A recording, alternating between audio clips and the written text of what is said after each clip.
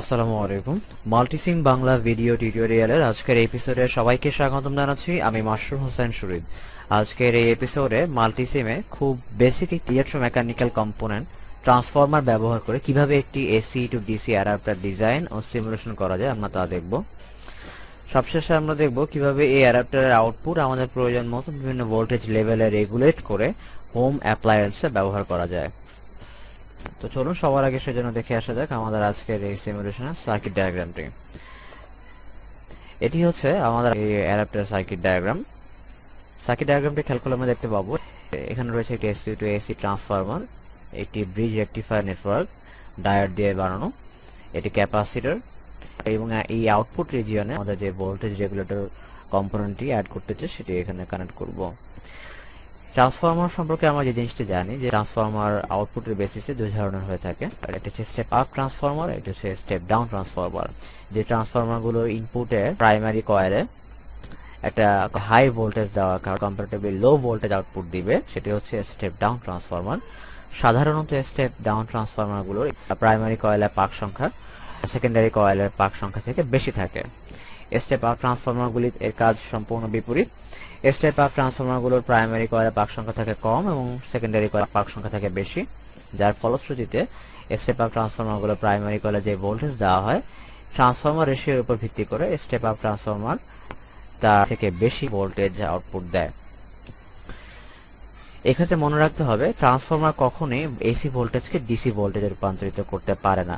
Transformer শুধুমাত্র AC ভোল্টেজে কাজ করতে পারে।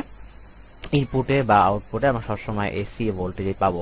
ট্রান্সফরমার কখনোই পাওয়ার প্রোডাক্ট বৃদ্ধি করতে পারে না কিংবা ট্রান্সফরমার দিয়ে ফ্রিকোয়েন্সি বাড়ানো কমানো সম্ভব নয়।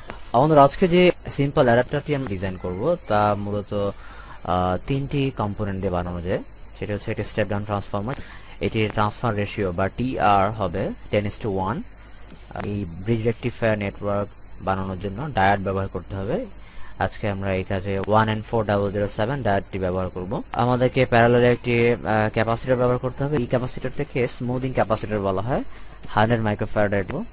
স্মুদিং ক্যাপাসিটর বলা হচ্ছে এই কারণে যখন নাকি একটি ট্রান্সফরমার থেকে আমরা পাওয়া আউটপুটটিকে ব্রিজ রেকটিফায়ারে ফেড করব এবং এই ব্রিজ রেকটিফায়ারের মাধ্যমে এসি ইনপুট ডিসি আউটপুটে পরিণত হবে, তখন যে ডিসি আউটপুটটি আমরা পাবো এই ডিসি আউটপুটটি নয়েজি হয়ে থাকে, অর্থাৎ পুরোপুরি ডিসি ওয়েভ দেখায় না, কিছু এসি কম্পোনেন্ট দেখা যায়। এই নয়েজি এসি কম্পোনেন্ট যদি ডিসি আউটপুটের সাথে মিক্স আপ থাকে তাহলে সেটা আমাদের হোম অ্যাপ্লায়েন্স বা আমরা যে প্রোডাক্টগুলিতে এই ডিসি ভোল্টেজ ব্যবহার করব সেগুলো নষ্ট হয়ে যাওয়ার সম্ভাবনা থাকে। সেই ক্ষেত্রে আউটপুট থেকে যে এসি কম্পোনেন্ট মিক্স আপ থাকে সেই এসি কম্পোনেন্টকে আরো পিওরলি বা আরো এফিশিয়েন্টলি রিমুভ করে একটি স্মুথ ডিসি আউটপুট পাওয়ার জন্য এই ক্যাপাসিটিটি প্যারালালে ইউজ করি। এই ক্যাপাসিটিটি সাধারণত এই আউটপুট দ্বারা চার্জড হয় এবং এর অ্যাক্রসে আমরা যখন একে প্যারালালি আউটপুট নিই তখন এটি কমপ্লিট ডিসি আউটপুট পাই। ট্রান্সফরমারের ট্রান্সফরমেশন যে রেশিওটা সেই রেশিওটা মূলত এই ইকুয়েশনটি দ্বারা নিয়ন্ত্রিত হয়। এখানে আমরা দেখতে পাচ্ছি যে number of turn of primary coil divided by number of turn in secondary coil, বা প্রাইমারি কয়েলের পাক সংখ্যা ভাগ সেকেন্ডারি কয়েলের পাক সংখ্যা সমান সমান প্রাইমারি কয়েলের ভোল্টেজ ডিভাইডেড বাই সেকেন্ডারি কয়েলের ভোল্টেজ সমান সেকেন্ডারি কয়েলের কারেন্ট ডিভাইডেড বাই প্রাইমারি কয়েলের কারেন্ট। এটি হচ্ছে ট্রান্সফরমারের বেসিক ওয়ার্কিং প্রিন্সিপাল। মাল্টিসিমে কাজ করার সময় আমরা দেখতে পাবো যে মাল্টিসিমের যে কম্পোনেন্ট লাইব্রেরি সেখানে যে ট্রান্সফরমারগুলি দেওয়া আছে সাধারণত সেগুলো ইন্ডাকটেন্সের বেসিসে সিলেক্ট করতে হয়। ইন্ডাকটেন্স এবং কয়েলের পাক সংখ্যা সম্পর্কটা এই ইকুয়েশনের মাধ্যমে প্রকাশ করা হয়। তাহলে চলুন আমরা আমাদের এই সার্কিটটি এখন মাল্টিসিমের ওয়ার্ক স্পেসে ইমপ্লিমেন্ট করি। আগের মতোই আমরা কন্ট্রোল ডাব্লিউ প্রেস করে মাল্টিসিমের যে কম্পোনেন্ট লাইব্রেরি রয়েছে সেটি ওপেন করব। মাল্টিসিমের কম্পোনেন্ট লাইব্রেরি থেকে আমরা যদি নিচের দিকে স্ক্রল ডাউন করি তাহলে আমরা ট্রান্সফরমারের একটি পোর্শন পাবো। সিম্পলি একটি অডিও ট্রান্সফরমার ব্যবহার করব যার ট্রান্সফরমেশন রেশিও হবে 10:1। আমরা এই প্রথম ট্রান্সফরমারটি সিলেক্ট করলাম। এরপরে আমাদের আজকের এই সার্কিটে সিমুলেশনের জন্য আমাদের দরকার হবে ব্রিজ রেকটিফায়ার নেটওয়ার্ক, এবং এই নেটওয়ার্কটি বানানোর জন্য আমাদের দরকার হবে 1N4007 ডায়োড। কম্পোনেন্ট লাইব্রেরিতে 1N4007 ডায়োডটি খুঁজে বের করব। 1N4007 1N4007 আমরা আমাদের ডায়োডটি পেয়ে গেছি, এখানে প্লেস করি। এই সার্কিট ডায়াগ্রাম অনুসারে আমাদেরকে 4টি ডায়োডের একটি ব্রিজ রেকটিফায়ার বানাতে হবে। সো আমরা এখন ব্রিজ রেকটিফায়ারটি ডিজাইন করব। তার আগে আমাদের যেসব কম্পোনেন্টগুলো লাগবে সেগুলো সিলেক্ট করে নেই। আমাদের এটি 100 মাইক্রোফ্যারাডের ক্যাপাসিটর লাগবে। ক্যাপাসিটর আমরা যে কোনো ভ্যালু নিতে পারি, পরবর্তীতে সেটা ভ্যালু চেঞ্জ করে আমাদের ইচ্ছা মতো ভ্যালু অ্যাসাইন করতে পারি। আমাদের অবশ্যই একটি গ্রাউন্ডিং লাগবে, প্লেস সোর্স থেকে গ্রাউন্ড। আমাদের কম্পোনেন্ট সিলেকশন শেষ। এখন আমরা যে জিনিসটা করব, bridge rectifier network building. Bridge rectifier network সাধারণত ব্যবহার করা হয় এসি ইনপুটকে ডিসি আউটপুটে কনভার্ট করার জন্য। তো আমরা এই ডায়াগ্রাম অনুসারে ব্রিজ রেকটিফায়ার নেটওয়ার্কটি ডিজাইন করব। আমাদের জন্য আরো 4টি ডায়োড দরকার। আমরা খুব simply control C and control V দিয়ে আরো 4টি ডায়োডকে এখানে প্রেস করতে পারি। কন্ট্রোল আর দিয়ে আমরা এটা রোটেট করে নেব। কন্ট্রোল ভি, কন্ট্রোল আর। এবার আমরা এই এজ পয়েন্টগুলোকে ওয়্যার দিয়ে কানেক্ট করে দেব।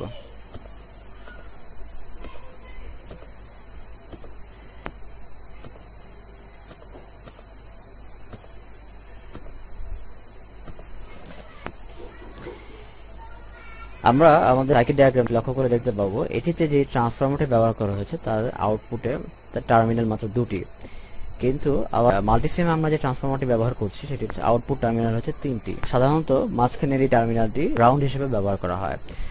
পজিটিভ হাফ সাইকেল এখান থেকে আসে এবং নেগেটিভ হাফ সাইকেল এখান থেকে আসে।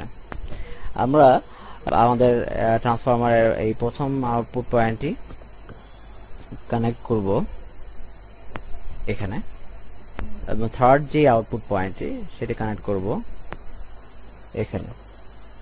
আমাদের আউটপুট আমরা নেব এখান থেকে এবং এখান থেকে। মাল্টিসিমের ওয়ার্ক স্পেসে বা ডট জাংশন পয়েন্ট ক্রিয়েট করার জন্য ওয়ার্ক স্পেসের উপর ডাবল ক্লিক করতে হয়, এবং এটি হচ্ছে আমাদের পজিটিভ আউটপুট। এবং আমাদের আউটপুটের নেগেটিভ পোর্শন বা গ্রাউন্ড পোর্শনটি পাওয়ার জন্য আমরা আরেকটি ডট জাংশন নেটওয়ার্ক কানেক্ট করব ডায়োড রেকটিফায়ারের এই পোর্শনে। তাহলে এটি হচ্ছে আমাদের পজিটিভ আউটপুট এবং এটি হচ্ছে নেগেটিভ আউটপুট। আসলে এটি আমার গ্রাউন্ড আউটপুট আর কি। এই গ্রাউন্ডটিকে ট্রান্সফরমারের গ্রাউন্ডের সাথে কানেক্ট করে দিব। এই হচ্ছে আমাদের টোটাল গ্রাউন্ডিং নেটওয়ার্ক। আমাদের ক্যাপাসিটরটাকে প্লেস করতে হবে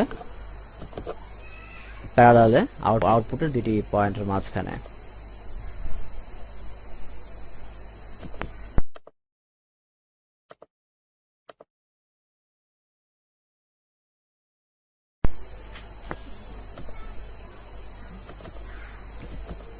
আমাদের অ্যাডাপ্টার নেটওয়ার্কের ব্রিজ রেকটিফায়ার পোর্শনটি ডিজাইন করা শেষ, আউটপুট পোর্শন ডিজাইন করা শেষ। আমরা এখানে আমাদের হোম অ্যাপ্লায়েন্সের যে ডিভাইসগুলি লাগাতো সেগুলো কানেক্ট করে এখন আমরা ইনপুট দেব। ট্রান্সফরমার ইনপুট দেওয়ার ক্ষেত্রে আমরা খুব সহজেই কম্পোনেন্ট লাইব্রেরি থেকে কিংবা সরাসরি শর্টকাট দিয়ে কম্পোনেন্ট লাইব্রেরিতে অ্যাক্সেস করে সেখান থেকে এসি পাওয়ার চুজ করতে পারি। এসি পাওয়ার সোর্স এখানে কানেক্ট করতে হবে আমাদেরকে ট্রান্সফরমার ইনপুটের সাথে। আমাদের এই এসি পাওয়ার ইনপুট ডিভাইসটাকে কনফিগার করে নিতে হবে। এসি ইনপুট ডিভাইসকে কনফিগার করার জন্য ডাবল ক্লিক করলে প্রপার্টিজ মেনু ওপেন হবে। এখানে আমরা দেখতে পাচ্ছি যে ইনপুটে কত ভোল্টেজ আমরা দিতে চাই সেটা স্পেসিফাই করা যাবে। সাধারণত বাংলাদেশের বাসাবাড়িতে পাওয়ার আউটলেটগুলোতে 220 থেকে 240 পর্যন্ত ভোল্টেজ পাওয়া যায়। আমরা আমাদের এই সিমুলেশনের জন্য 230 ভোল্ট পাওয়ার ইনপুট নিব। বাংলাদেশের পাওয়ার সাপ্লাইয়ের ফ্রিকোয়েন্সি হচ্ছে 60 হার্জ। এছাড়া অন্য যে প্যারামিটারগুলি রয়েছে এগুলো স্পেসিফাই না করলে চলবে। এখানে বলে রাখা দরকার যে বাসাবাড়িতে আমরা পাওয়ার আউটলেটগুলি থেকে যেই পাওয়ার ইনপুট পাচ্ছি, অর্থাৎ মাল্টিমিটার দিয়ে আমরা যে ভ্যালুগুলো মেজার করি সেটা হচ্ছে আসলে আরএমএস ভ্যালু। এখানে আমাদের যে ক্যাপাসিটিটা ছিল এটাকে কনফিগার করে নিতে হবে ডাবল ক্লিক করে। সার্কিট ডায়াগ্রাম অনুসারে ক্যাপাসিটরের ভ্যালু হতে হবে 100 মাইক্রোফ্যারাড। টলারেন্স প্যারামিটারটাকে এখানে স্পেসিফাই না করলেও চলবে। এখন আমরা আমাদের আউটপুটগুলি দেখতে চাই। আমাদের আউটপুট মেজারমেন্টের জন্য মেজারমেন্ট টুল হিসেবে মাল্টিমিটার ব্যবহার করব ডিসি ভোল্টেজ কত আসছে আউটপুটে সেটা দেখার জন্য। আর গ্রাফিক্যাল এক্সপ্রেশন দেখার জন্য অসিলোস্কোপ ব্যবহার করব। অসিলোস্কোপের চ্যানেল এ ইনপুটের সাথে, অর্থাৎ ট্রান্সফর্মার মাধ্যমে স্টেপ দেওয়ানোর পর আমরা যেই ইনপুটটি এখানে পাচ্ছি সেটি এখানে দেখাবো। তো সেটি হচ্ছে আমাদের এসি ইনপুট। এসি ইনপুটটাকে আমরা কানেক্ট করব এই পোর্শনে, এবং নেগেটিভ পোর্শন গিয়ে কানেক্টেড হবে গ্রাউন্ডের সাথে। আমাদের ডিসি আউটপুট কোন লেভেলের সেটি গ্রাফিক্যাল এক্সপ্রেশন দেখার জন্য অসিলোস্কোপের চ্যানেল বি কে কানেক্ট করব এই ক্যাপাসিটর অ্যাক্রসে। এখন আমরা আমাদের মাল্টিমিটারটিকে এখানে ক্যাসকেড করি সেম উইন্ডোতে, পাশাপাশি রাখি অসিলোস্কোপের আউটপুট। এখানে চ্যানেল এ এবং চ্যানেল বি তে কিছু স্পেসিফিকেশন দরকার আছে, সেগুলো আমরা পরবর্তীতে ঠিক করে নিব।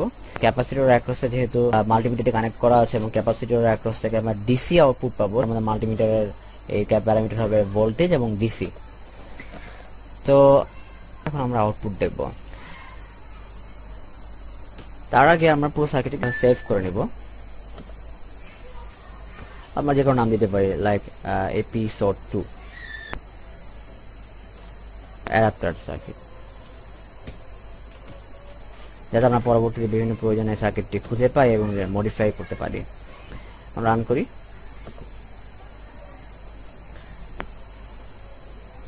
আমরা সিমুলেশন রান করার পর দেখতে পাচ্ছি যে একটি সাইন ওয়েভ দেখা যাচ্ছে, কিন্তু এখানে কোনো প্রকার ডিসি আউটপুট বা ডিসি ওয়েভ দেখা যাচ্ছে না।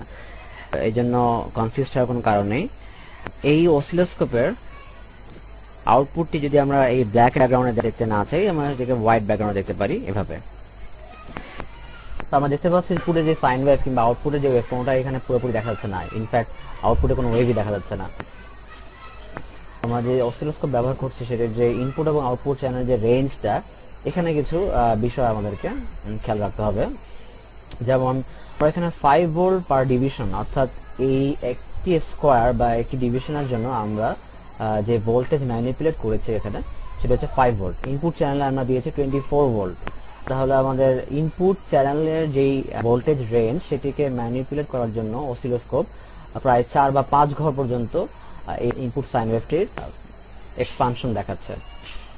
সিমিলারলি আমরা আউটপুটে আসছে 22 ভোল্ট ডিসি, অর্থাৎ প্রায় 4টি ঘরের পর আরো 2 ঘর গিয়ে আমাদের ডিসি ভোল্টেজের আউটপুটটি দেখানোর কথা। যেহেতু আমাদের রেঞ্জ এখানে 5 ভোল্ট পার ডিভিশনে সেট করা, সেটা আমরা দেখতে পাচ্ছি না। আমরা যদি এটাকে বাড়িয়ে দেই, যেমন 10 ভোল্ট পার ডিভিশন, অর্থাৎ প্রতি ঘরে 10 ভোল্ট করে ম্যানিপুলেট করি, তাহলে পুরো ইনপুট সাইনোসয়েডাল ওয়েভটি দেখতে পাবো। সিমিলারলি আমরা যদি আমাদের আউটপুটের যে চ্যানেল, সেই চ্যানেলের রেঞ্জ যদি বাড়িয়ে 10 ভোল্ট করি, তাহলে ডিসি আউটপুট দেখা যাচ্ছে এখানে, অর্থাৎ 23 or 24 ভোল্টে ইনপুট কনভার্টেড হয়ে 22.72 বা মার্জিনাল লেভেলে যদি বলি আমরা 22 ভোল্ট, এটা পিওর ডিসি আউটপুট। আউটপুটের যে অসিলোস্কোপ ভিউটি এসেছে, এই অসিলোস্কোপ ভিউ এর পাশাপাশি গ্রাফিক্যাল ভিউ দেখতে চাই, তাহলে আমরা এই গ্রাফিক্যাল মুডে সুইচ অন করব। দেখতে পাচ্ছি এখানে গ্রাফিক্যাল মুড। এখানে যেটা এটা ব্ল্যাক ব্যাকগ্রাউন্ডে দেখাচ্ছে, আমরা দেখার সুবিধার্থে এটাকে হোয়াইট ব্যাকগ্রাউন্ড করে নিতে পারি। এবার আমরা অসিলোস্কোপ ভিউ, আমাদের মাল্টিমিটার ভিউ এবং গ্রাফিক্যাল এক্সপ্রেশন বা গ্রাফিক্যাল ভিউ, এটিকে ক্যাসকেড করে আরো ক্লিয়ারলি দেখতে পারি পুরো আউটপুটটা। এই হচ্ছে আমাদের গ্রাফিক্যাল ভিউ, আমাদের অসিলোস্কোপ ভিউ এবং আমাদের ডিসি আউটপুটের মাল্টিমিটার ভিউ।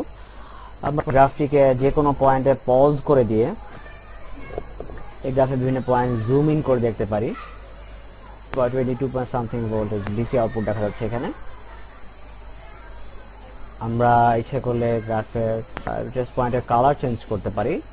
ট্রেস প্রপার্টিজ অপশনসে গিয়ে এখানে কালার চেঞ্জ করে দিয়ে আমরা ব্লু দিই, তাহলে আমাদের ইনপুটকে দেখাবে ব্লু এবং আউটপুট দেখাবে রেড। চাইলে আমাদের গ্রাফটিকে গ্রাফ পেপারে দেখাতে পারি এভাবে, গ্রাফ মোডে। অর্থাৎ আবার দেখাচ্ছি আমি, শো গ্রিড, এই অপশনটি সুইচ অন করার মাধ্যমে আমরা আমাদের গ্রিড লাইনের গ্রাফ দেখাতে পারি। ফুল স্ক্রিনের এই স্ন্যাপটি নিতে পারি। ফুল স্ক্রিনের এই আউটপুটের প্রয়োজন মতো স্ন্যাপ নিয়ে প্রিন্ট আউট করে রিপোর্টে অ্যাটাচ করতে পারি।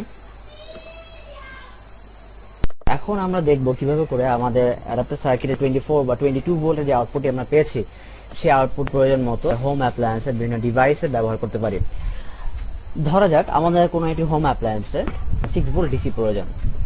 তো সেক্ষেত্রে অবশ্যই আমাদের এসি ইনপুট থেকে প্রথমে সেটাকে স্টেপ ডাউন করে এসি 24 ভোল্টেজ নিতে হবে, এরপরে সেটাকে কনভার্ট করে ডিসি মার্জিনাল 22 ভোল্টে নিতে হবে।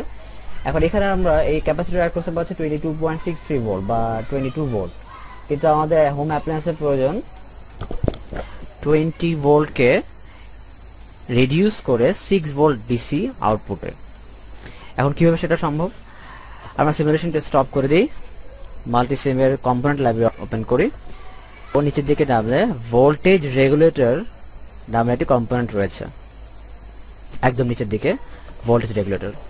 এখানে বিভিন্ন ভ্যালুর ভোল্টেজ রেগুলেটর রয়েছে, LM7809, 7805। মনে রাখতে হবে LM78XX সিরিজের যে ভোল্টেজ রেগুলেটর আইসি গুলো রয়েছে 3 পিনের, সাধারণত এগুলো সব হচ্ছে পজিটিভ ভোল্টেজ রেগুলেটর। আর LM79 সিরিজের যে ভোল্টেজ রেগুলেটর রয়েছে সেগুলো হচ্ছে নেগেটিভ ভোল্টেজ রেগুলেটর। অর্থাৎ LM7805 এ একটা ভোল্টেজ রেগুলেটর আইসি যদি আমরা সিলেক্ট করি, তাহলে এর ইনপুটে আমরা 24 বা 36 ভোল্ট বা 12 ভোল্ট যাই দিই না কেন, আউটপুটে সে সবসময় 5 ভোল্ট ডিসি দেবে। এখানে একটি কথা মনে রাখা দরকার, 7805, 7809 বা 7812 এই ভোল্টেজ রেগুলেটরগুলিতে শুধুমাত্র পজিটিভ ইনপুট দিলে আউটপুটে সে পজিটিভ রেগুলেটেড ভোল্টেজ দেখাবে। কখনোই 7805 দিয়ে আমরা নেগেটিভ 5 ভোল্ট পাবো না। বা 7905 আইসি ইউজ করে ইনপুটে যদি আমরা 12 বা 13 বা 20 ভোল্ট দিয়ে আউটপুটে কখনোই কিন্তু নেগেটিভ কোনো ভোল্টেজ আসবে না, সবসময় পজিটিভ ভোল্টেজ আসবে। নেগেটিভ ভোল্টেজ রেগুলেশনের জন্য সবসময় আমাদেরকে LM79 সিরিজ ব্যবহার করতে হবে, এবং সেক্ষেত্রে ইনপুট পিনে অবশ্যই নেগেটিভ ভোল্টেজ সাপ্লাই দিতে হবে। তো আমরা আমাদের এই অ্যাডাপ্টার সার্কিটে একটা 5 ভোল্ট ডিসি একটি আউটপুট নিব। আমরা সেই জন্য LM7805 voltage regulator ICT choose করলাম এবং সেটি এখানে প্লেস করলাম। জুম করলে আমরা দেখতে পাবো LM7805 মসফেট এর মতো দেখতে একটা আইসি। এর 3টি পিন রয়েছে, এটি লাইন ভোল্টেজ বা input voltage, input pin, common point বা কমন পিন, এবং এটা হচ্ছে রেগুলেটেড ভোল্টেজ আউটপুট পিন। সার্কিটের যে আউটপুট ছিল আমাদের 24 ভোল্ট, সেখান থেকে এটি কানেকশন এনে আমাদের LM7805 এর ইনপুট লাইন ভোল্টেজ পিনে কানেক্ট করব। কমন গ্রাউন্ড বা কমন গ্রাউন্ড সোর্স বা গ্রাউন্ড পোটেনশিয়ালের সাথে কানেক্ট করে দিব, এবং ভি রেগুলেটর অর্থাৎ আউটপুটে এই রেগুলেটেড যে ভোল্টেজ আছে সেটি আমরা এখান থেকে পাবো। এখন আমরা আউটপুটে আসলেও কি 5 ভোল্ট রেগুলেটেড আসছে কিনা তা দেখার জন্য আমরা এটি মাল্টিমিটার ইউজ করব। মাল্টিমিটারের পজিটিভ পোর্শন আউটপুটের সাথে এবং নেগেটিভ পোর্শন গ্রাউন্ডের সাথে কানেক্ট করে দিলেই হবে। তো এই হচ্ছে আমাদের ভোল্টেজ রেগুলেশন নেটওয়ার্ক। খুব সিম্পল একটি ভোল্টেজ রেগুলেটর আইসির মাধ্যমে আমরা আমাদের ভোল্টেজ রেগুলেশন করতে পারি। আমরা সিমুলেশনটি রান করি। এখানে দেখাচ্ছে যে a simulation error has occurred. Would you like to run a convergence assistant to attempt to resolve this problem automatically? Convergence assistance হচ্ছে মাল্টিসিমের একটি ইউনিক ফিচার। সাধারণত কোনো সার্কিটে ডাটা সিমুলেশন রিলেটেড কোনো প্রবলেমের কারণে অনেক সময় আউটপুট নাও আসতে পারে। এসব ক্ষেত্রে এই কনভার্জেন্স অ্যাসিস্ট্যান্ট সিমুলেশনটি প্রপারলি রান করার জন্য সাহায্য করতে পারে। তো যখন নাকি এই ধরনের কোনো এরর বক্স ওপেন করবে এবং সেখানে কনভার্জেন্স অ্যাসিস্ট্যান্ট রান করার জন্য প্রম্পট করবে, তখন আমরা ইয়েস দিয়ে কনভার্জেন্স অ্যাসিস্ট্যান্টকে চালু করব। কনভার্জেন্স অ্যাসিস্ট্যান্ট এই পুরো সার্কিটটিতে যে ধরনের টেকনিক্যাল এররগুলিতে আছে সেগুলো সে খুঁজে বের করে রিজলভ করে সার্কিটটিকে সিমুলেশনের উপযোগী করবে। সেজন্য আমরা কিছুক্ষণ অপেক্ষা করি। এখানে এসি ইনপুট দিয়েছিলাম, ব্রিজ রেকটিফায়ারের মাধ্যমে সেটাকে এসি থেকে ডিসি কনভার্ট করেছি। এটি ক্যাপাসিটর অ্যাক্রসে নয়েজ রিডেমশনের মাধ্যমে পিওর ডিসি ওয়েভ পেয়েছি 22 ভোল্টের। হোম অ্যাপ্লায়েন্স ব্যবহার করার জন্য রেগুলেটেড 5 ভোল্ট পেতে একটি 7805 ভোল্টেজ রেগুলেটর আইসি ব্যবহার করেছে আউটপুট টার্মিনালে। তো দেখা যাক আমাদের আউটপুট রেগুলেটেড 5 ভোল্ট আসে কিনা। আমাদের আউটপুটে 5 ভোল্ট পাচ্ছি আমরা। আমাদের আজকের ডেমনস্ট্রেশন এই পর্যন্তই। আশা করি এপিসোডটি আপনাদের ভালো লেগেছে। এই টিউটোরিয়ালের মাধ্যমে আপনারা উপকৃত হলে আমাদের এই প্রচেষ্টার সার্থকতা পাবে। পরবর্তী এপিসোড দেখার আমন্ত্রণ ও শুভকামনা জানিয়ে আজকের এপিসোড এখানে শেষ করছি। আল্লাহ হাফেজ।